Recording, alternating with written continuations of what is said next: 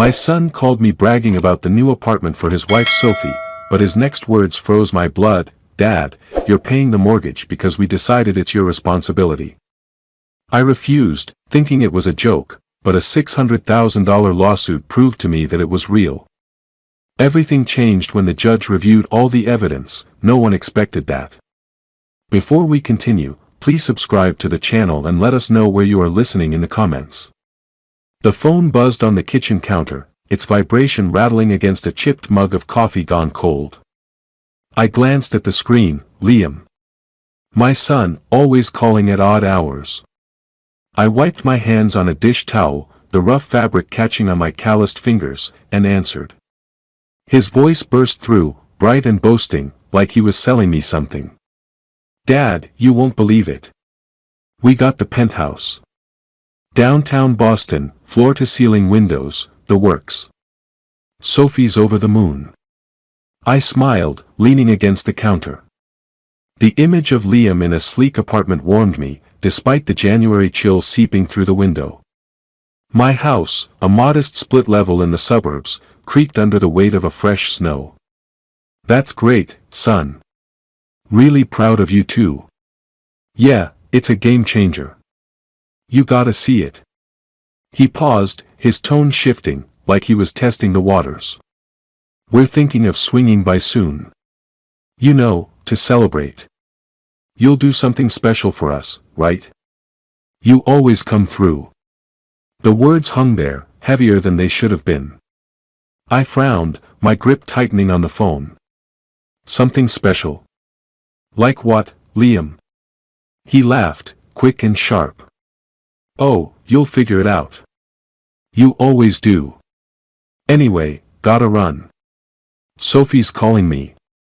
See you soon, Dad." The line went dead.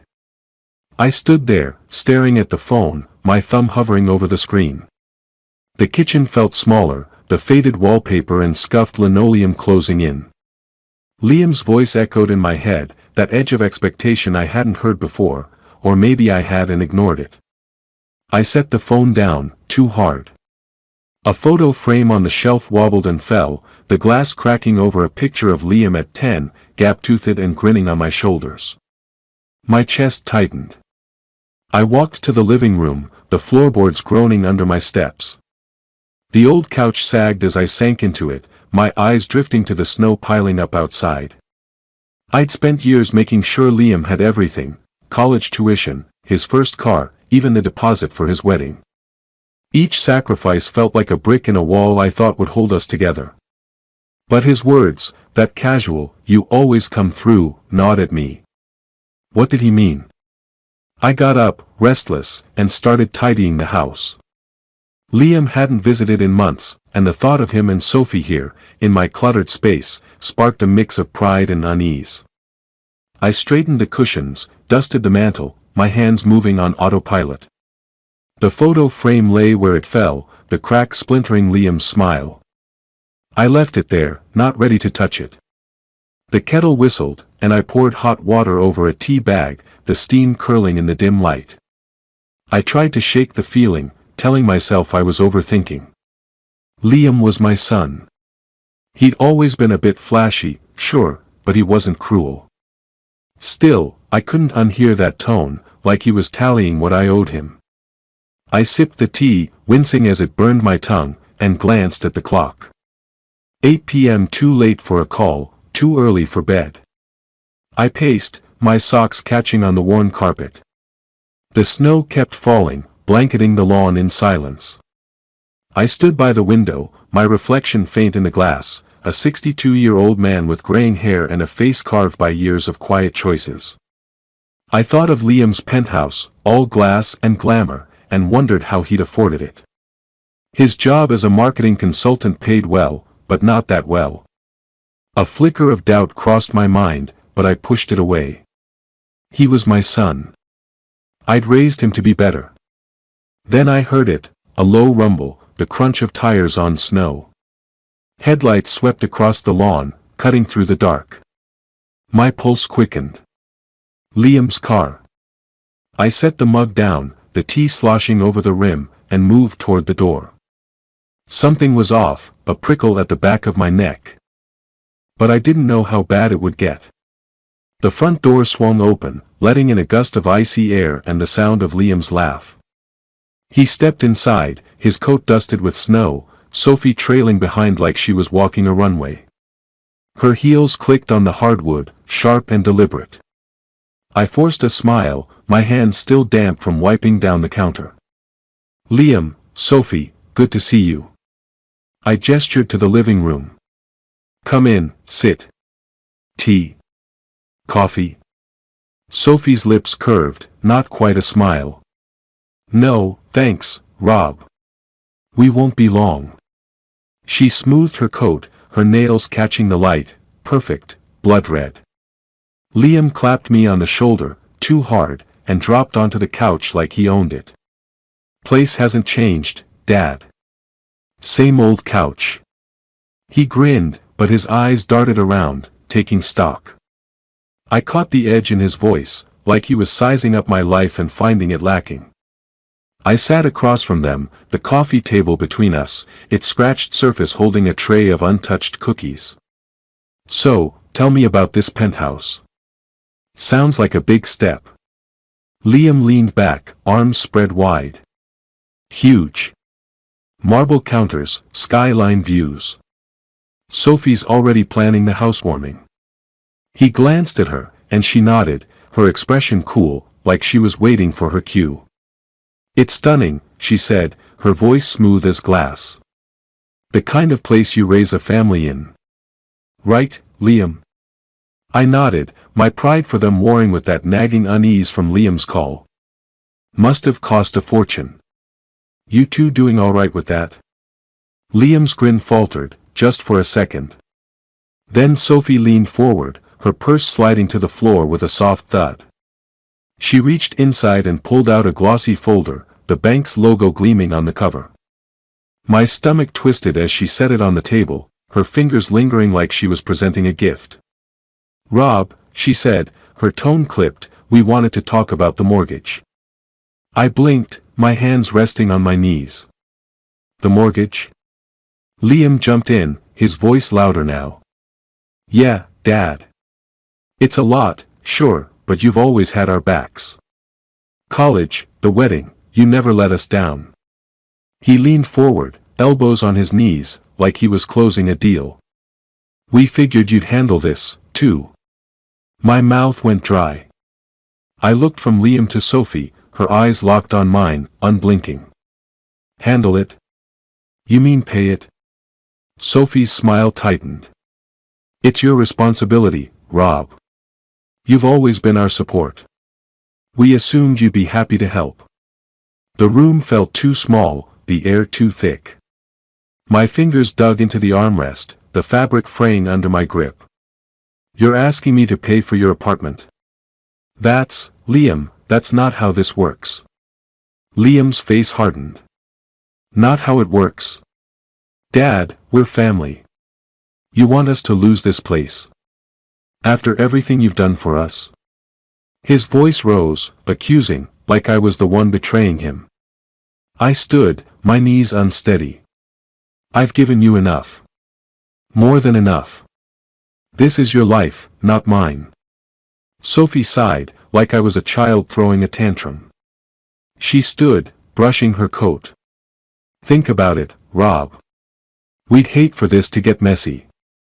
She nodded at the folder, still on the table, its edges sharp against the wood.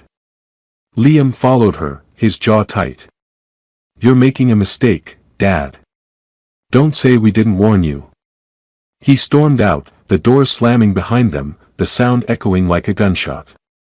Sophie's heels faded into the snow, and then it was just me, the folder, and the silence. I sank back into the chair, my heart pounding. The folder stared up at me, a challenge I hadn't seen coming. My hands shook as I reached for it, but I stopped short, afraid of what it held. Liam's words, "You've always had our backs," twisted in my head, mocking me. I'd raised him, loved him, given him everything. And this was how he repaid me. The room was dark now, the snow outside glowing under a streetlight. I sat there, staring at the folder, my shock burning into something else, something hard and unyielding. They thought I'd roll over, hand them my life savings like I always had. They were wrong. The folder lay open on the table, its pages fanned out like a taunt. I hadn't touched it since Liam and Sophie left, but its presence filled the room, heavy as the snow piling up outside. My hands rested on my thighs, fingers twitching, itching to tear the papers apart. Instead, I sat frozen, the silence of the house pressing against my ears. I thought of Liam at 18, his eyes bright as I handed him the keys to his first car. I'd worked overtime for months to afford it, my back aching from long shifts at the engineering firm. He'd hugged me, promised he'd make me proud.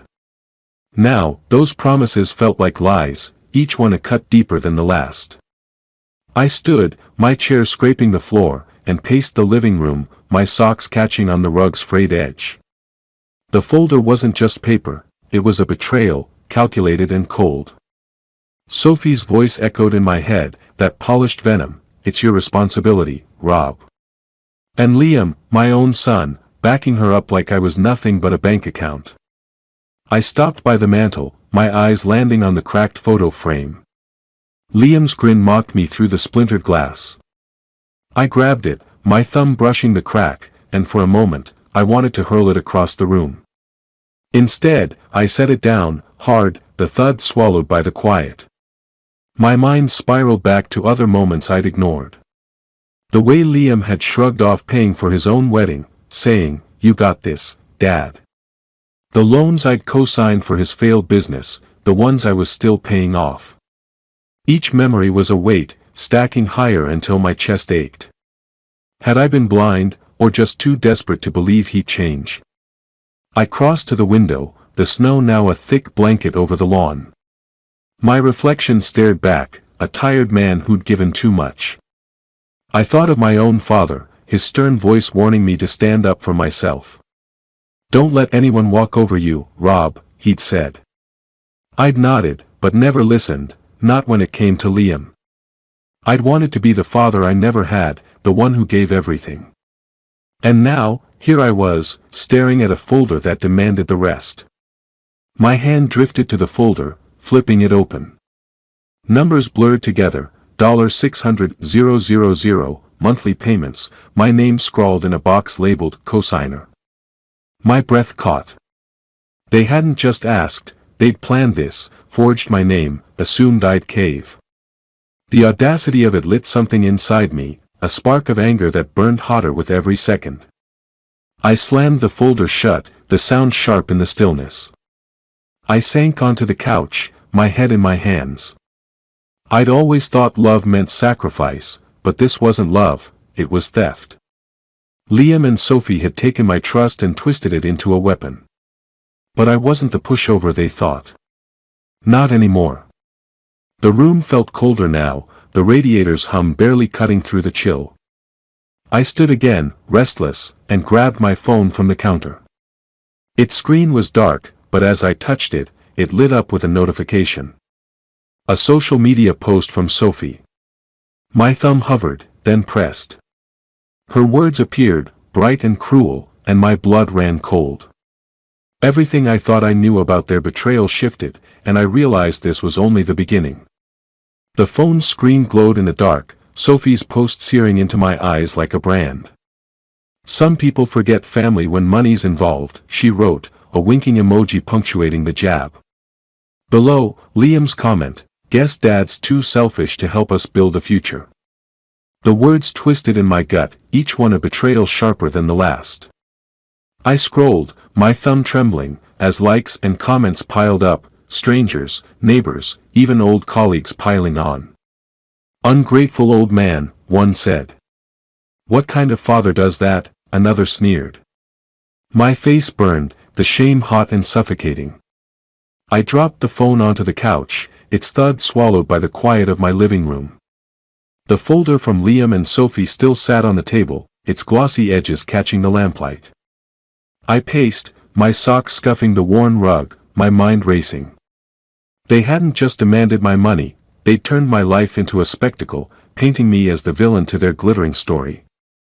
I thought of the years I'd spent building a reputation, steady, reliable Rob, the guy who'd fix your car or cover your shift.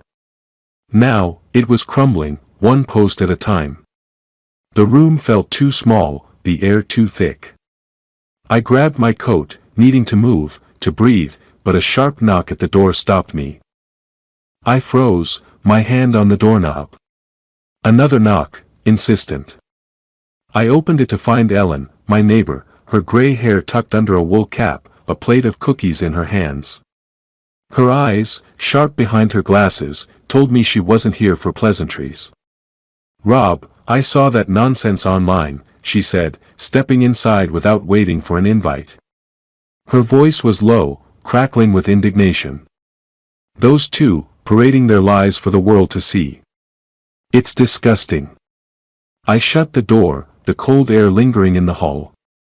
"You saw it, huh?" I muttered, setting the cookies on the counter. The smell of sugar and vanilla clashed with the bitterness in my chest. "Everyone's seen it." Ellen's glasses slipped down her nose as she leaned forward. "Sophie's got half of Boston eating out of her hand, but I know better. Liam's no saint either. I've heard things, debts, shady deals. They're not as perfect as they pretend." I raised an eyebrow, my pulse quickening. "What kind of things?" She waved a hand, her rings glinting. "Enough to know they're in over their heads.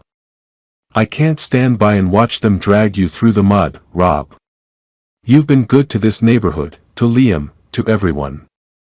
Let me help." Her words cut through the fog in my head, a lifeline I hadn't expected. I sank into a chair, the wood creaking under me. "I don't even know where to start, Ellen. They've got everyone fooled." "Not everyone." She sat across from me, her eyes steady. "You're not alone in this. I've got a friend, sharp as a tack, knows how to dig into financials. We'll figure out what they're hiding." I nodded, the weight in my chest shifting, not gone but lighter. Ellen's fire, her refusal to let this slide, sparked something in me. I wasn't just a target anymore. I picked up my phone, the screen still glowing with Sophie's post. My thumb hovered over the app, but instead of scrolling, I opened my messages. A thread with Liam caught my eye, buried months back. I clicked it, my breath catching as I read his words from last year, casual and careless, "Just sign the papers, Dad. It's for the business, no big deal." The room seemed to tilt. Those papers, had they been the start of this? My fingers tightened around the phone, the plastic creaking. Ellen was still talking, her voice a steady hum, but I barely heard her. That message, those words, they were a crack in Liam's armor, a clue I hadn't seen before. Maybe, just maybe, I'd found a way to fight back. The kitchen smelled of chamomile tea, the steam curling from Ellen's cracked mug as she leaned over my table, her eyes scanning Liam's old message on my phone. "Just sign the papers, Dad," it read, the words as smug now as they'd been a year ago. I pushed the phone toward her, my chair scraping the linoleum. The folder from Liam and Sophie still sat in the living room, but it wasn't the one I needed now. "This was before the wedding," I said, my voice low. "He said it was for his business, some marketing deal." I signed without reading. "Stupid, I know." Ellen's lips pursed, her glasses catching the light. "Not stupid, Rob. Trusting. But they used that trust like a weapon." She sipped her tea, then set the mug down with a clink. "I've heard rumors about Liam's finances. Fancy dinners, new cars, but no money to back it up. Sophie's no better, posting about her perfect life while dodging questions about her job." I leaned back, my hands clasped tight to keep them still.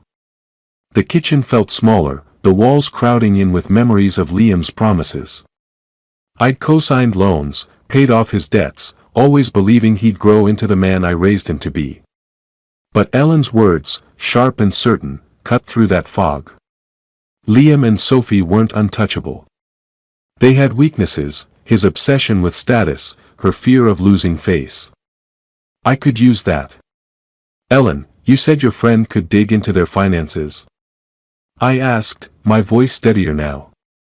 She nodded, a glint in her eye. Tom's retired, but he's a bloodhound with numbers. Used to catch corporate fraud for a living. I'll call him tomorrow, get him on this.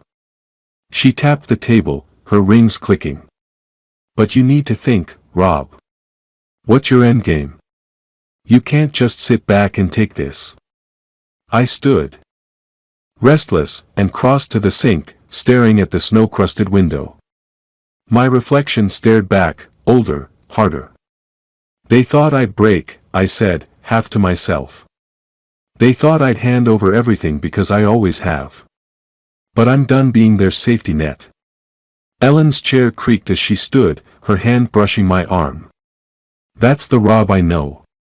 The one who rebuilt my porch after that storm, no questions asked. You're tougher than they think. Her words settled in me, solid as stone.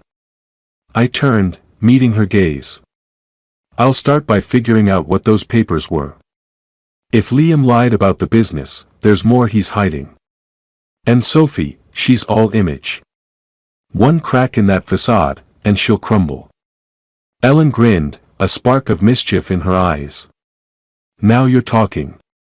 I'll get Tom to look into their accounts. You check your records. Anything, receipts, emails, old contracts. They've underestimated you, Rob, but we'll show them.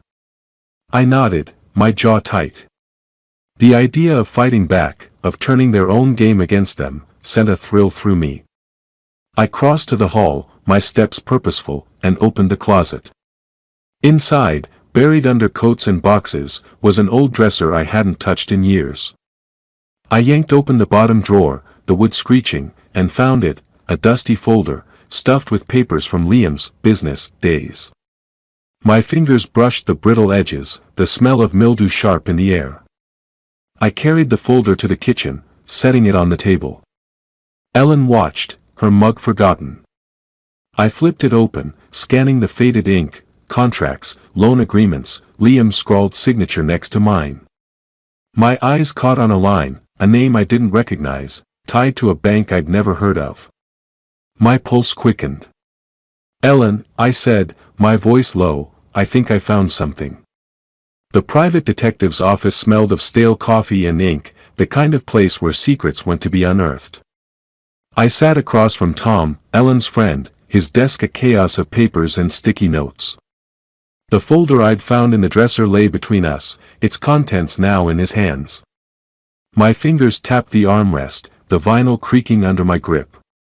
Outside, Boston streets buzzed with early February traffic, but in here, it was just me, Tom, and the truth I needed. Tom adjusted his glasses, his eyes scanning a page. Liam's been sloppy, he said, his voice gravelly. These business papers. Half of them are tied to shell companies, the other half to loans he never repaid. And Sophie, she's been padding her resume with fake references. Got her that cushy PR job with lies. I leaned forward, my pulse racing. Can you prove it? He smirked, flipping the folder shut. Already did. Found records of Liam's debts, over $200,000, tied to bad investments. Sophie's references. I tracked down the clients. They don't exist. He slid a printout across the desk, numbers and names in stark black ink. You've got leverage, Rob. Question is, what do you do with it? I took the printout, my hand steady despite the fire in my chest. Liam and Sophie had built their lives on sand, and I was about to kick it out from under them. I want to expose them, I said, my voice low. But not as me. Not yet. Tom nodded, leaning back. Smart. Hit them where it hurts, their reputation. I can get you an encrypted email account, untraceable. Send a tip to their circle, let the gossip do the rest. I left his office with the printout tucked in my coat, the city's cold biting my face. Back home, I fired up my old laptop, its fan whirring like a warning. The living room was dark, the folder from Liam and Sophie still on the table, a reminder of their betrayal. I opened a new email, my fingers hovering over the keys. Tom had set up the account, anonymous, clean. I typed, each word sharp and deliberate, Liam and Sophie aren't who you think. Ask about his debts. Check her references. I signed it, a friend, my lips curling at the irony. The cursor blinked over the send button. I thought of Sophie's smug post, Liam's accusing comment, the way they turned my life into a punching bag. This email wouldn't destroy them, but it would plant a seed, a crack in their perfect facade. My finger pressed down.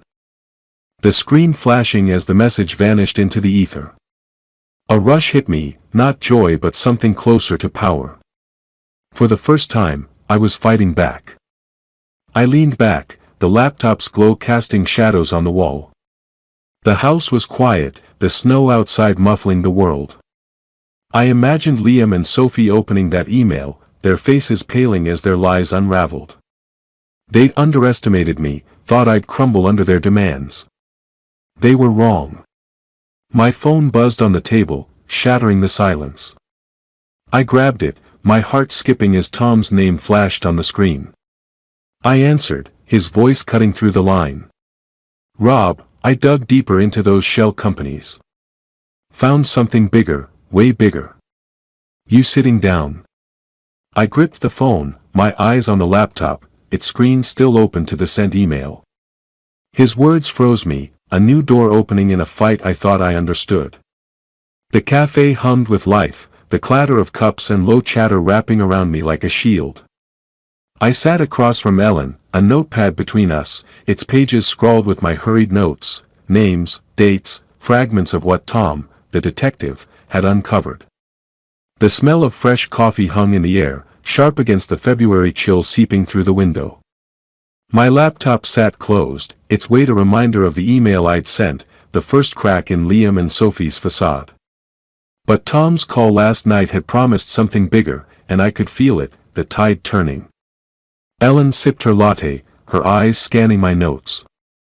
So, Tom says Liam's tied to a shell company, she asked, her voice low, almost drowned by the espresso machine's hiss.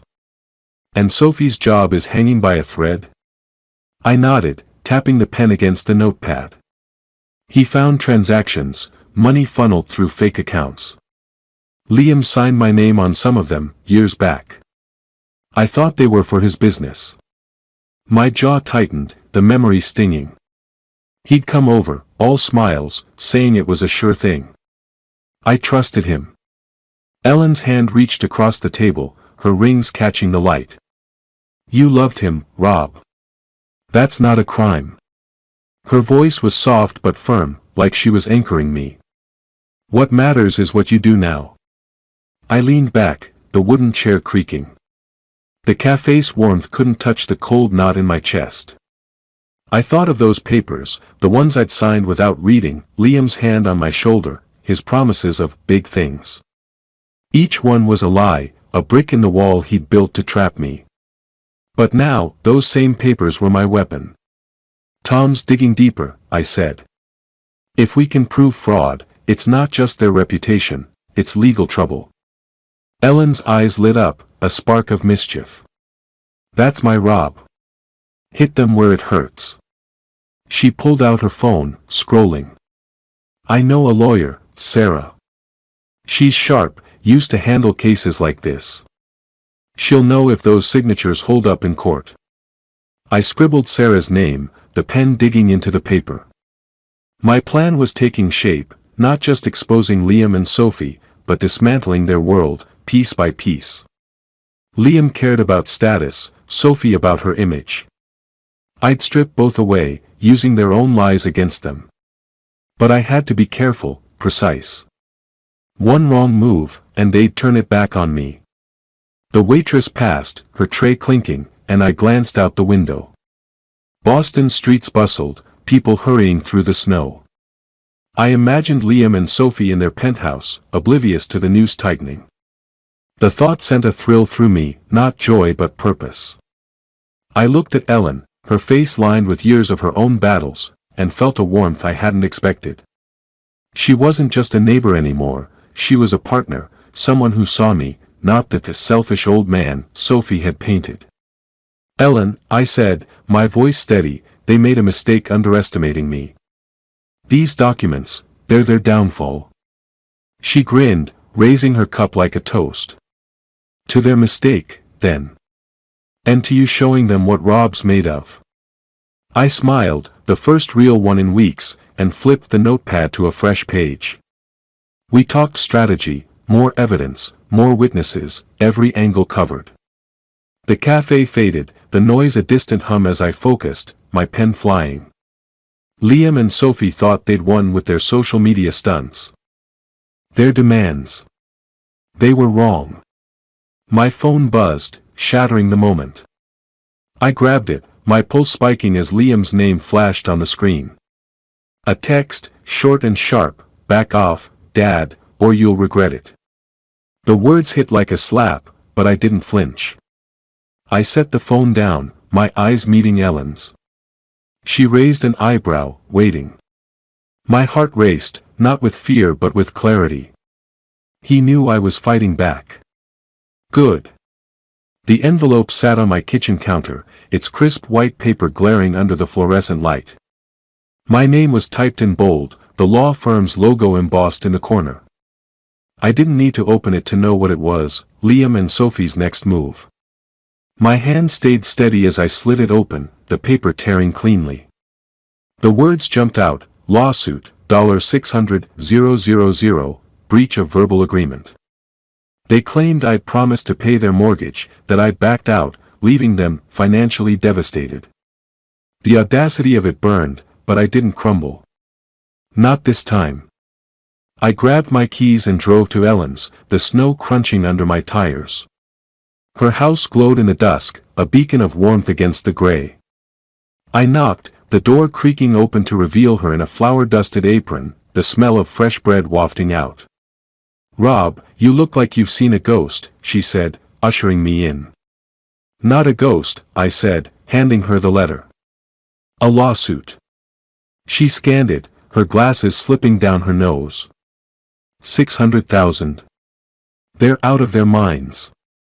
Her voice rose, sharp with outrage, as she tossed the letter onto her kitchen table. The old radio hummed in the background, a soft jazz tune clashing with her fury.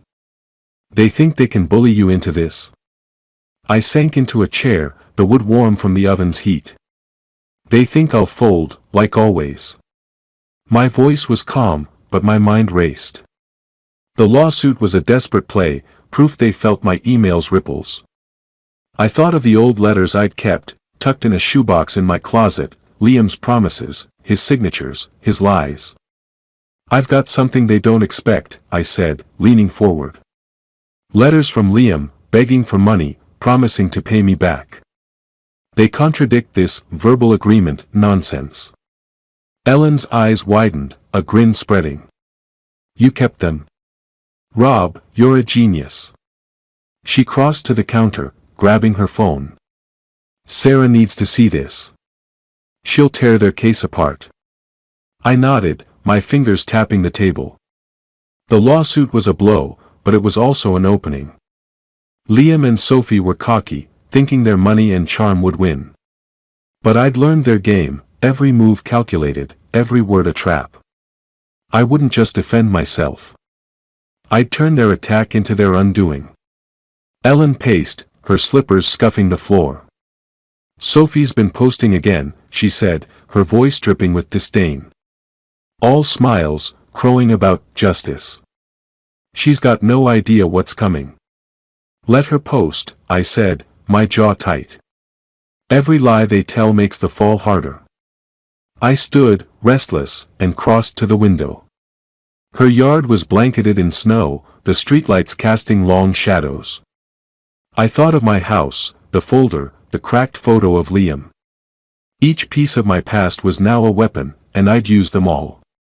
Ellen hung up with Sarah, her face triumphant. She's free tomorrow.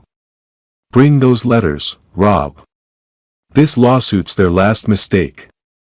I nodded, the weight of the letter lifting, replaced by a fire I hadn't felt in years. I left her house, the cold biting my face as I climbed into my car. The engine rumbled, and I pulled onto the street, my mind sharp. Then I saw her, Sophie, strolling down the sidewalk, her coat pristine, her smile smug as she glanced at her phone. The sight of her, so sure of her victory, sent a jolt through me. She didn't see me, didn't know I was watching. But she would soon. The lawyer's office towered over downtown Boston, its glass walls reflecting the March sky. I sat across from Sarah, Ellen's friend, her desk a fortress of files and legal pads. My shoebox of letters lay open, Liam's handwriting spilling out, promises, excuses, debts unpaid. Sarah's pen moved fast, her eyes sharp as she read. "These are gold, Rob," she said, her voice crisp. "They show Liam's pattern of manipulation. No jury will buy their verbal agreement story." I leaned back. The leather chair creaking. "So we can fight this?" "Fight?" She smiled, a glint in her eye. "We'll bury them." She tapped a letter, dated 3 years back. "This one, where he begs for a loan and promises to repay. It's dated before their so-called agreement. Their case is flimsy, built on bluster." My chest loosened, a weight lifting. The office's hum, phones ringing, footsteps outside, faded as I focused. Tom's evidence, the letters, my own testimony, it was enough. Not just to win, but to expose Liam and Sophie for what they were. I thought of their penthouse, their smug smiles, and felt a surge of resolve. This wasn't just about money. It was about my name, my dignity, everything I'd built. That evening, I sat in Ellen's living room, a mug of tea warming my hands. Her old lamp cast a soft glow, the plaid blanket on her couch a comfort against the storm outside. We'd spent hours talking strategy, but now the conversation turned personal. "I fought my own battles, you know," she said, her voice quiet. "Lost my husband young, raised 2 kids alone. People said I'd break. I didn't." I looked at her, the lines on her face telling stories I hadn't asked about. "You're tougher than most, Ellen." I meant it. Her strength, her loyalty, it grounded me, made this fight feel bigger than just me. She laughed, a warm sound. "And you're stubborn as a mule, Rob. That's why you'll win." She refilled my mug, the kettle's steam curling between us. "You're not just fighting for yourself. It's for everyone who's been used, taken for granted." Her words hit deep, resonating with the part of me that had given too much, too long. I thought of my years supporting Liam, late nights at the firm, scrimping for his tuition, believing it would matter. Now, I was fighting for the man I'd been, the one who deserved better. I pulled out my notepad, reviewing the evidence, Tom's financial records, the letters, a timeline of Liam's lies. Sarah would present it all, clean and devastating. I imagined the courtroom, Liam's face when the truth came out, Sophie's polish cracking. The thought didn't thrill me, it steadied me. Justice wasn't loud. It was methodical, relentless. Ellen stood, stretching. "Get some rest, Rob. Big days ahead." I nodded, gathering my things, the notepad heavy in my hand. I stepped outside, the snow lighter now, the air sharp. I was halfway to my car when my phone buzzed. Liam's name flashed, and I answered, my pulse steady. His voice was smooth, too smooth. "Dad, let's settle this quietly. No need for court, right?" I stood by the lawyer's building, the city's lights blurring around me. His words were a trap, cloaked in calm. I gripped the phone, my voice low. "We'll see about that, son." The courthouse loomed over me, its gray stone facade cold against the April wind that whipped through downtown Boston. I stood on the steps, the folder of evidence heavy in my hands, its edges worn from weeks of handling. My tie felt too tight, the knot a reminder of the fight ahead. Ellen stood beside me, her scarf fluttering, her hand brushing my arm. "You've got this, Rob," she murmured, her voice steady. They don't stand a chance. I nodded, my eyes fixed on the street. Cars honked, pedestrians hurried past, but everything slowed when I saw them, Liam and Sophie, striding toward me. Liam's coat was unbuttoned, his face flushed, while Sophie's heels clicked with forced confidence, her scarf pulled tight. Their eyes met mine, and for a moment, I saw it, nervousness, a crack in their polished armor. "Dad," Liam started, his voice loud, like he was performing for the crowd. "Let's end this now. No court, no mess. Pay half the mortgage, and we'll call it even." He stepped closer, his breath visible in the chill. "You don't want this dragged out, do you?" Sophie nodded, her lips a thin line. "It's reasonable, Rob. You've always helped us. One last time, and we're done." Her eyes flicked to the folder in my hands, and I caught a flicker of unease. I stood taller, the folder a shield against their words. "You think you can scare me into this?" My voice was low, steady, cutting through the wind. "You chose this fight, Liam. You and Sophie. Now you'll face the truth." Liam's jaw tightened, his hands balling into fists. "You're making a mistake, Dad. This'll ruin you." His voice cracked, betraying the bravado. Sophie touched his arm, her voice sharp. "Let's go, Liam. He's too stubborn to see sense." But her eyes lingered on me, and I saw the doubt, the fear that their plan was unraveling. Ellen stepped forward, her voice like steel. "You heard him. Take your lies inside, or walk away. Either way, Rob's ready." Liam glared, but Sophie pulled him back, her heels scraping the pavement. They turned, whispering to each other, their heads close. I watched them go, my heart pounding, not with fear but with clarity. The letters, Tom's financial records, Sarah's strategy, they were my arsenal, and I was armed to the teeth. I thought of Liam's old promises, scrawled in the letters I'd kept, each one a lie that would now bury him.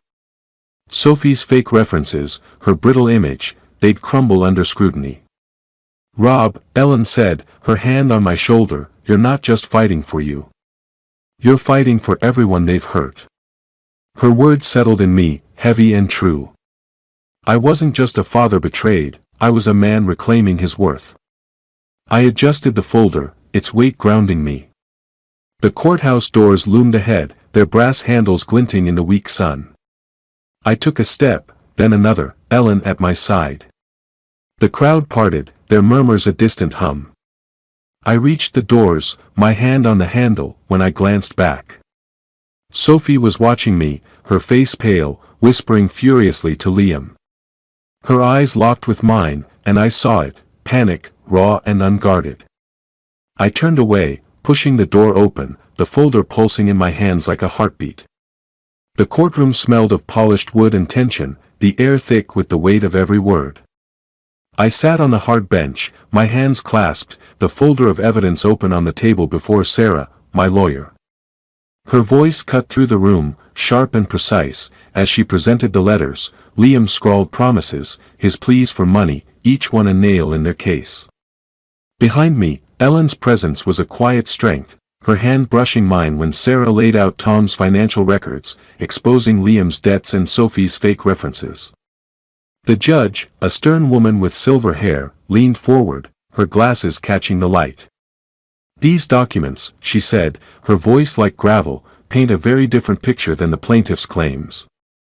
She held up one of Liam's letters, its edges yellowed. "No evidence supports this alleged verbal agreement." Across the room, Liam shifted, his face red, his tie askew. Sophie sat rigid, her knuckles white around her purse, her eyes darting to the exit. Their lawyer stammered, papers slipping from his hands, but Sarah pressed on, relentless. "My client, Robert, was manipulated," she said, pointing to the financial records. "The plaintiff's debts and fabrications show a pattern of deceit, not entitlement." I kept my eyes on the judge, my heart steady. Each piece of evidence was a brick in the wall I'd built, not to hide behind but to stand on. I thought of the nights I'd spent poring over those letters, the years I'd believed Liam's promises, the betrayal that had carved me into someone new. Ellen's hand squeezed mine, her breath soft. "You're almost there," she whispered. The judge's gavel cracked, silencing the room. "I've heard enough," she said. "The plaintiff's claim is baseless. The lawsuit is dismissed." Her words hit like a wave, washing away the weight of months. The room buzzed, whispers rising, but I sat still, the folder before me a silent victory. Justice wasn't loud, it was this, the quiet truth laid bare. Sarah turned, her smile tight but triumphant. "We did it, Rob." I nodded, my throat tight, not with tears but with something deeper, relief, vindication. Ellen hugged me, her scarf brushing my cheek. "I knew you'd win," she said, her voice warm. "You showed them." I glanced at Liam and Sophie. Liam's head was bowed, his hands gripping the table, while Sophie stared at the floor, her purse forgotten in her lap. Their lawyer muttered something, but they didn't respond. I should have felt joy, but it was heavier, like closing a book I'd never wanted to read. They'd lost, not just the case but the mask they'd worn for years. The judge rose, the room emptying, but I lingered, gathering the folder. Its pages were my shield, my sword, my proof. I stood, Ellen at my side, and headed for the exit. The hallway was crowded, the air cooler, but I stopped short. Liam stood by the door, his silhouette sharp against the light. He turned, his eyes meeting mine, heavy with something I couldn't name. Sophie was beside him, whispering, her face tight. I gripped the folder, my steps slow, knowing this wasn't over yet. The courthouse steps were cold under the fading light, the Boston skyline sharp against the dusk. I stood with Ellen, the folder tucked under my arm, its weight now a comfort, a relic of a battle won. The crowd had thinned, but Liam and Sophie lingered nearby, their figures small against the stone. They approached, hesitant, like children caught in a lie. Liam's hat was crumpled in his hands, Sophie's purse clutched tight, her eyes fixed on the ground. "Dad," Liam started, his voice low, trembling. We were wrong. I'm sorry. We got carried away, thought you'd," he faltered, glancing at Sophie, who nodded, her lips tight. "It was a mistake, Rob," she said, her voice stripped of its usual polish. "We didn't mean for it to go this far. Can we just move past this?"